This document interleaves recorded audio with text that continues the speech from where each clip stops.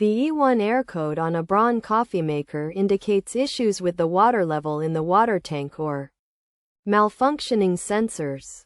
This error can be caused by faulty sensors that detect water levels, clogged filters in the tank, or low water levels in the tank. To fix the issue, start by filling the water tank to the recommended water level and inspecting the water levels. Switch off the machine. Disconnect it from power for 15 seconds. Then reconnect and turn it on.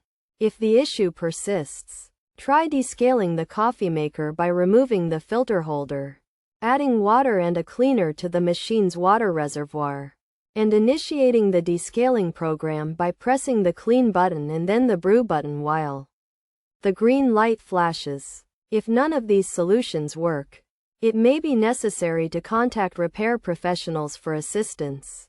The manufacturer's call center can be reached for guidance, and they will help resolve the issue after being informed of the error.